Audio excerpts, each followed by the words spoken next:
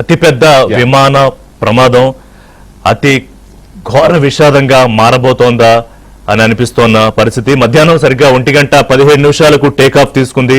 Ahmedabad airport నుంచి London కు బయలుదేరిన ఈ విమానం సరిగ్గా 1:17 టేకాఫ్ తీసుకుంది. కొద్దిసేపట్లోనే టేకాఫ్ తీసుకున్న వెంటనే ఒక చెట్టుకు ఢీకొట్టుకుని లేదా బౌండరీ వాళ్ళు ఢీకొని అక్కడికక్కడే కుప్ప కూలిపోయింది. ఇంకా తాను వెళ్లాల్సిన పూర్తి స్థాయిలో ఆ ఎలివేషన్ కూడా ఇంకా తీసుకోలేదు. కొద్ది మీటర్ల ఎత్తుకి వెళ్లేటప్పటికే ఈ ప్రమాదం జరిగినట్టుగా తెలుస్తోంది. 1:50కి ఎమర్జెన్సీ ప్రకటించారు. అంటే 1:17కి ప్రమాదం జరిగిన తర్వాత కృష్ణ చెప్పినట్టు అసలు ఈ ప్రమాదం జరిగిందని రిలీజ్ అయ్యేలోపే దాదాపు 14 నుంచి 15 నిమిషాల సమయం పట్టింది. ఎయిర్ ఇండియా బోయింగ్ 787 విమానం 230 మందికి పైగా ప్రయాణికులు, 242 అని కొంతమంది రిపోర్ట్ చేస్తున్నారు. 242 మంది ప్రయాణికులతో వెళ్తున్న ఈ విమానం, దాంట్లో 12 మంది సిబ్బంది అలాగే 230 మంది ప్రయాణికులు కలుపుకుంటే 242 మంది ఉన్నారు. అంటే ఇప్పటివరకు జరిగిన విమాన ప్రమాదాల్లో ఇంత పెద్ద ప్రమాదం, అంటే భారతదేశంలో ఇంత పెద్ద ప్రమాదం జరిగిందా లేదా అనేది కూడా ఒకసారి చూడాలి. అసలు ఏం జరిగి ఉండొచ్చు అనేది ఇప్పటికే ప్రారంభించారు విచారణ. ప్రధానమంత్రి అలాగే ఏవియేషన్ మినిస్టర్ రామ్మోహన్ నాయుడు మాట్లాడారు అక్కడ అధికారులతో. ఏవియేషన్ మినిస్టర్ బయలుదేరి వెళ్లారు, అహ్మదాబాద్కి బయలుదేరారు. ఇక ప్రధానమంత్రి అలాగే హోంమంత్రి అమిత్ షా మాట్లాడుతున్నారు. ఏంటి అంటే ఎలా జరిగింది ప్రమాదం అనే తీరు, దాని పూర్తి డీటెయిల్స్ మరికొద్ది సేపట్లో మనకి తెలుస్తాయి. అసలు ఈ విమాన ప్రమాదమా, కూలిపోవడం, లేకపోతే ఏదైనా కుట్ర కోణం కూడా దీని వెనకాల ఉందా అనే అనుమానాలు కూడా తలెత్తుతున్న పరిస్థితి. హుటాహుటిన అహ్మదాబాద్ బయలుదేరారు రామ్మోహన్ నాయుడు, పౌర విమానయాన శాఖ మంత్రి.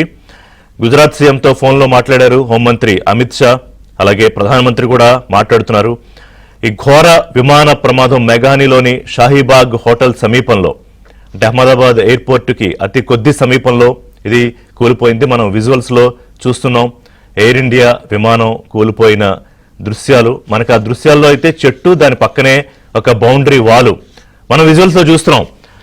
Please repeat the visual again. ఆ విజువల్లో చాలా క్లియర్ గా విమానం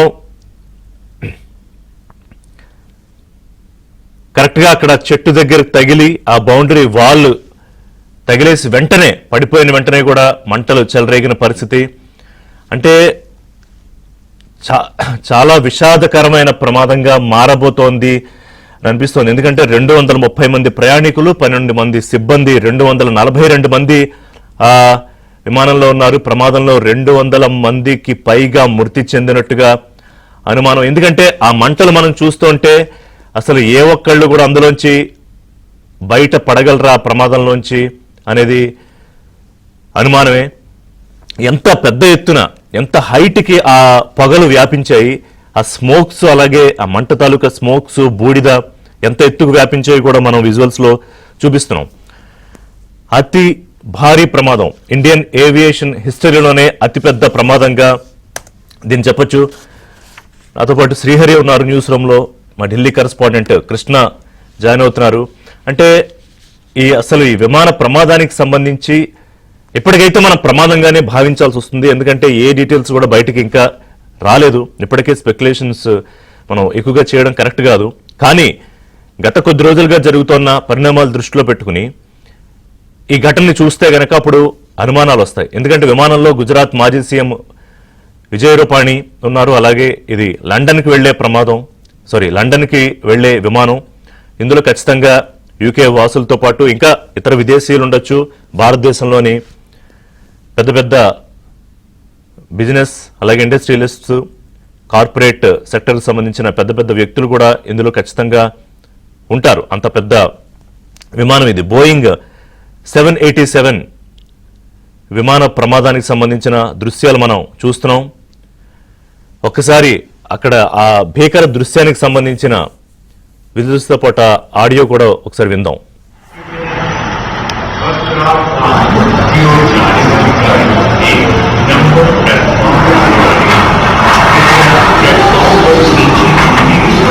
पूरे गए हुए तो जल्दी सवारी कितनी चाहिए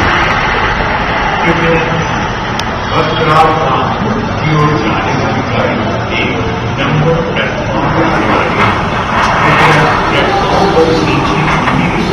पूरे गया हुआ है, कोई बात जल्दी सवारी कितनी चाहिए?